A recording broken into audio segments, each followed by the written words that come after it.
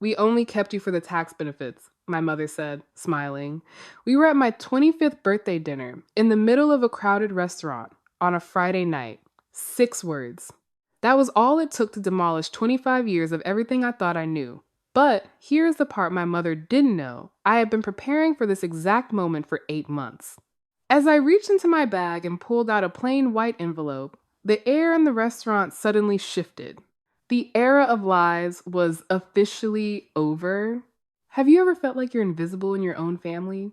Please share your story in the comments below. Just like right now, I'm out for a drive to find some peace of mind. What about you? Where are you watching from? And what time is it there? I'd love to connect with. You. I didn't blink. I didn't reach for a napkin to wipe away tears that weren't coming. In that moment, anger wasn't loud, it was clinical. I realized I had been a subscription they were finally canceling because the introductory rate was over. For 25 years, I was a line item on their balance sheet, a deduction, a way to keep their lifestyle afloat while they treated me like furniture in my own life. Jennifer leaned back, her designer silk catching the light of the restaurant. She looked satisfied. She expected me to crumble. She expected a scene. But I had spent 8 months learning how to build things that don't fall apart.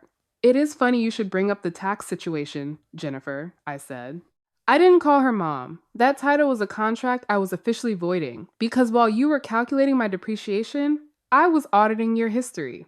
I reached into my bag and pulled out the white envelope. I set it on the table between us.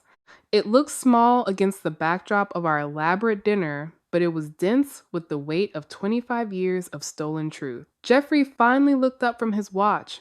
He was vibrating with nervous energy, desperate for Harrison to arrive. He thought a check from a billionaire investor would save his crumbling business. He didn't know the person sitting across from him was the one who had already pulled the plug. "What is this, Grace?" he asked, his voice tight. "We don't have time for your drama. Harrison will be here any minute." "I am not interested in your timeline, Jeffrey," I replied. I could see the shock register in his eyes. It was a power shift they didn't see coming. The benefits of keeping me have officially reached 0. But here is the thing about transactions. They usually require 2 signatures. I leaned forward, my hands flat on the cool linen of the table. "You spent 2 decades telling me I was lucky you took me in. You made me feel like an obligation, a burden you were noble enough to carry. But the documents in that envelope tell a different story. They tell a story about $115,000 that belonged to me. A story about a biological family that never stopped looking for me." The color drained from Jennifer's face. She reached for the envelope, but I kept my fingers on it. I wanted her to feel the barrier. "I found them, Jennifer," I whispered. "I found the people you worked so hard to erase. And the best part, they are in this restaurant right now. They actually understand the concept of value, something you and Jeffrey haven't quite mastered." I looked toward the entrance of the restaurant. My heart wasn't racing. It was beating with a cold, rhythmic precision. This wasn't a breakdown. It was an accounting, and the audit was just getting started. The smell of damp concrete and old cardboard always takes me back to that Tuesday night, 8 months ago.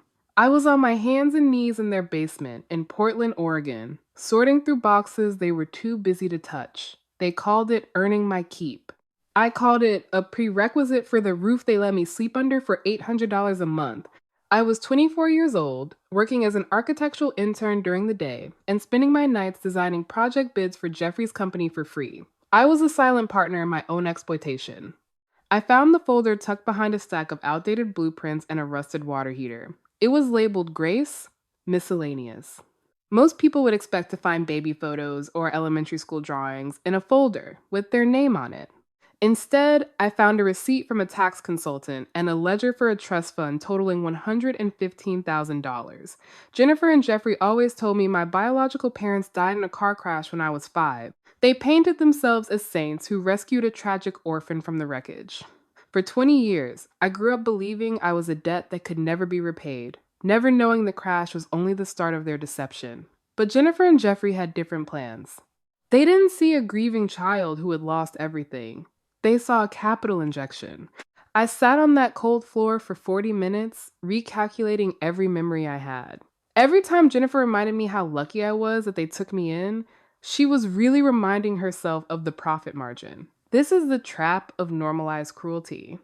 When you are raised to believe your presence is a burden that needs to be paid for, you stop questioning why your boundaries are being trampled. You start believing that being used is just another word for being family. My mother didn't see a daughter. She saw the years of accumulated and laundered Social Security survivor benefits from my biological parents as a permanent slush fund, a financial cushion she continued to drain to sustain her designer lifestyle long after the government payments had officially ended. For years, I had been the ghostly presence behind their success, the silent engine they refused to acknowledge. I spent my nights drafting designs that they would present as their own. I didn't ask for a salary because I thought I was contributing to a collective family future. But that future was a one-way street. While I was generating value for them, they were charging me $800 for a garage apartment with a leaky roof. And when their business started to fail because of their own greed, they didn't cut their own expenses. They just left a typed note on my kitchen table. Rent was increasing to $1,600 a month. I didn't scream. I didn't confront them that night. I chose silence. My silence wasn't a sign of weakness. It was an unnoticed chain I was forging for my own survival. I was a survivor of a 20-year psychological siege, and I knew that in this environment, being ready is more powerful than being angry. I spent the next 8 months playing the role of the compliant daughter while I traced the money they had stolen from me. I was building a case, number by number, and I wasn't going to rattle the bars of their cage until the lock was ready to snap shut. Jennifer watched the envelope on the table as if it were a bomb, her lips curling into a sneer that finally matched the coldness in her eyes. "You think a few documents and a DNA test give you power over us?" she hissed, her voice vibrating with a sudden, sharp desperation. "You are a 25-year-old intern at an architecture firm I have worked with for 2 decades. I can pick up this phone and ensure your career is buried before you even get your license." I didn't flinch. I had expected the threat. In the transactional world Jennifer built, everything was a weapon. But she was bringing a knife to a demolition site. I reached into my bag again, but this time I pulled out my phone. I didn't call her mom. I didn't ask for mercy. I just hit a contact name I had saved under the architect of consequences. "Julia, you can come in now," I said. From a booth near the bar, a woman in a tailored charcoal suit stood up. Julia wasn't just my friend from college. She was one of the most aggressive family law attorneys in Portland. She walked toward our table with a leather portfolio tucked under her arm, her heels clicking against the floor with the rhythm of an impending judgment. Jeffrey's jaw dropped. He recognized her. He had seen her name in the business journals. "Grace, what have you done?" he stammered, finally realizing that Harrison wasn't the only power player in the room tonight. "I have stopped playing the role of the silent investor in your version of family, Jeffrey," I said, my voice clinical and precise. "While you were busy planning how to evict me to increase your profit margins, Julia and I were mapping out the foreclosure of your firm." Julia set a formal legal notice on the table right on top of the unsigned rent increase Jennifer had brought. "Good evening," Julia said, her tone as dry as old parchment. "We are here to discuss the immediate repayment of $115,000 in misappropriated trust funds, plus 25 years of compounded interest. We have also filed an emergency motion to freeze the assets of Mercer Architecture, pending a full forensic audit for emotional and financial exploitation." Jennifer tried to laugh, but it sounded like a dying engine. "Repayment? With what money? The business is struggling." "We know," I said, leaning in, "and we don't care. If you have to sell your designer bags, your cars, and the very house you tried to charge me double rent for, that is a math problem for you to solve." I looked at the woman who had called me a tax benefit just minutes ago. The power shift was absolute. I wasn't the girl crying in the basement anymore. I was the architect of their reckoning. "I spent years designing buildings for you for free, Jennifer," I told her, my voice lethal and calm. "But this is my best work yet. I am not just designing a new life for myself, I am designing the total collapse of yours." Julia didn't stop at the trust fund. She reached into her portfolio and pulled out a second folder. This one bound in blue. "In the world of architecture, We call it the as-built set, the final, brutal reality of how a structure was actually put together. This was the as-built set of my life, and the foundation was built on felony fraud.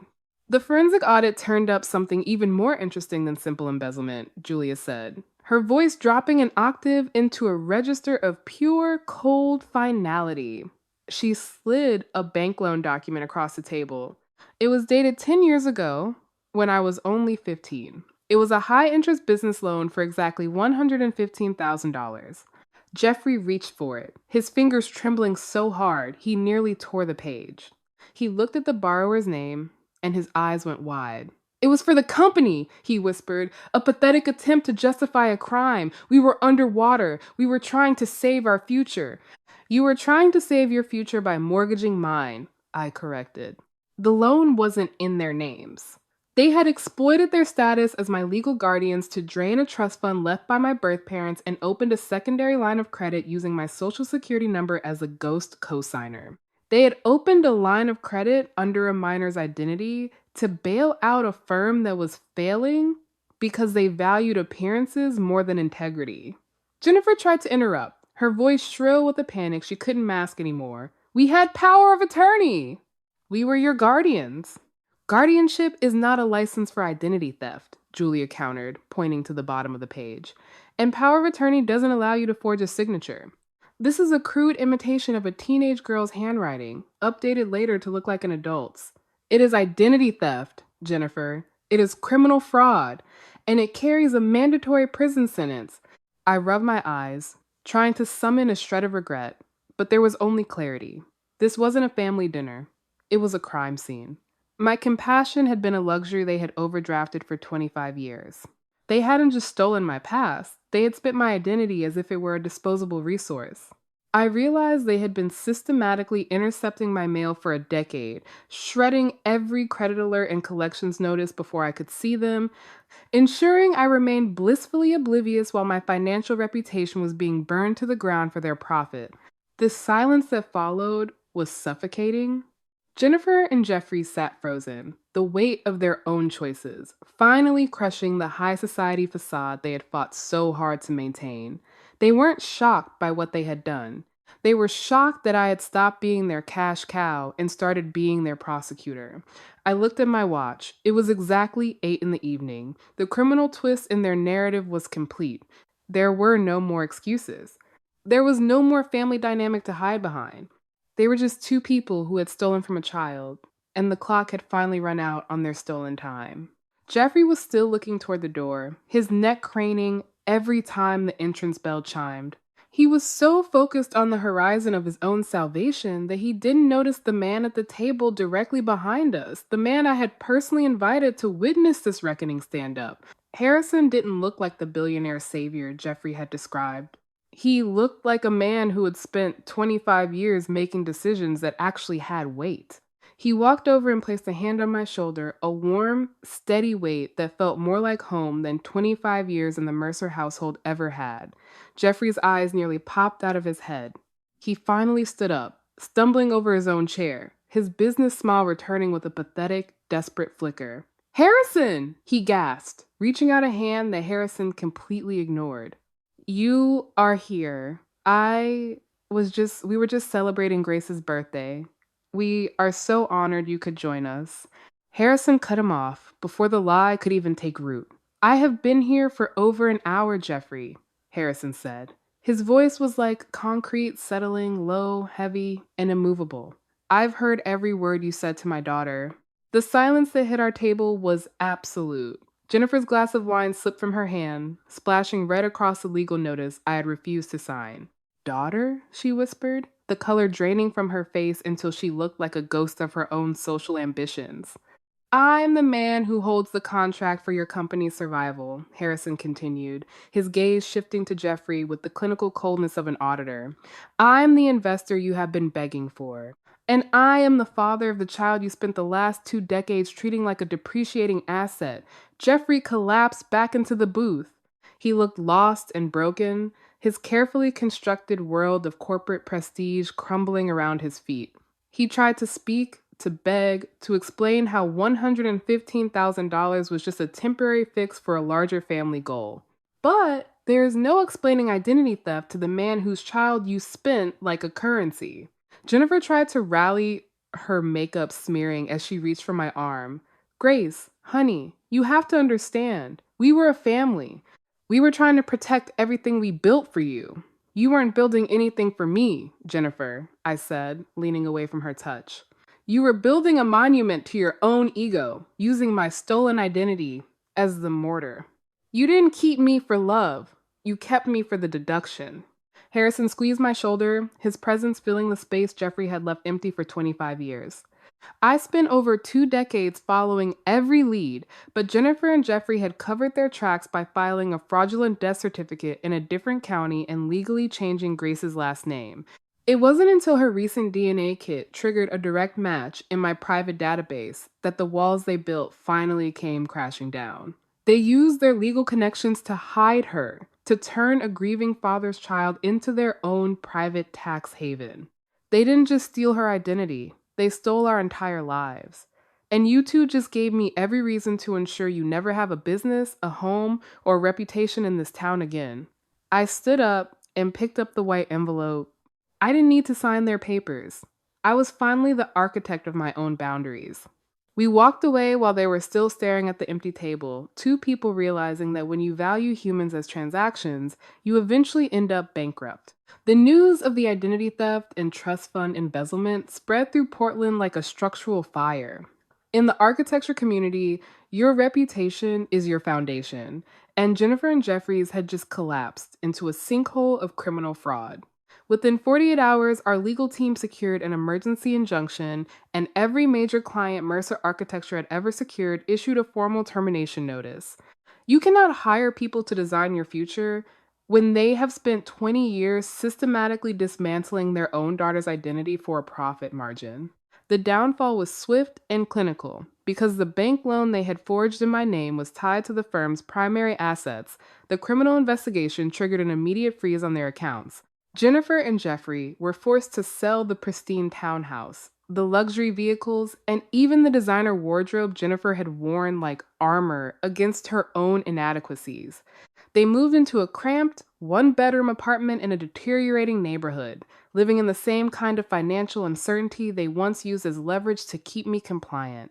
It was poetic justice, the total structural failure of a life built on the hollow ground of greed.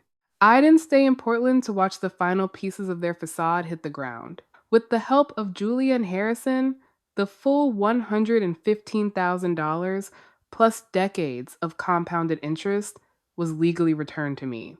I moved to Ridgemont, a town where the air felt cleaner, because the history wasn't a curated lie.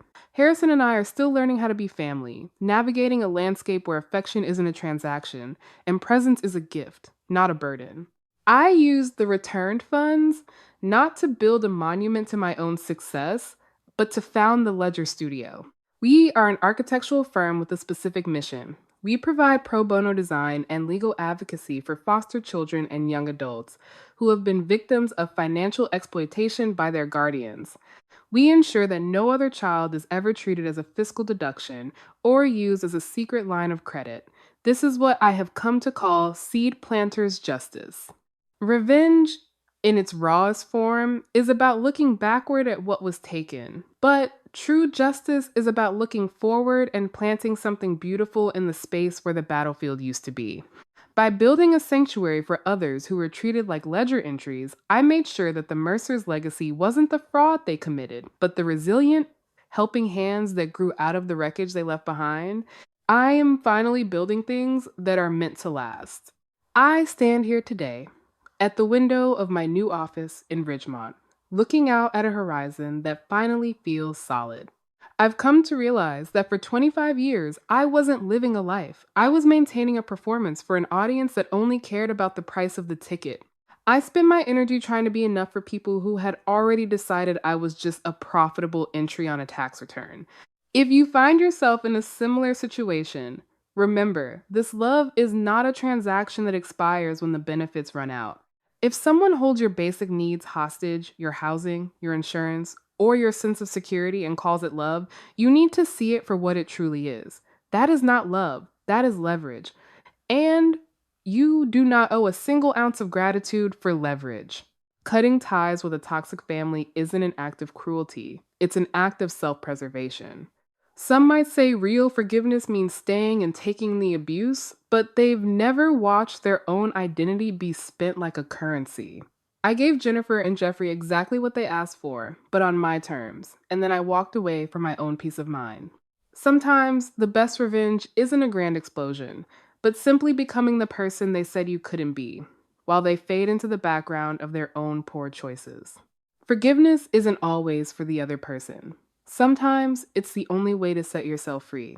You are not a burden. You are not a deduction. You are the architect of your own future, and it's time to start building on ground that belongs to you. If this story inspired you to stand your ground, share it with someone who needs to hear it. Don't forget to like and subscribe to join our community. Take care of your boundaries.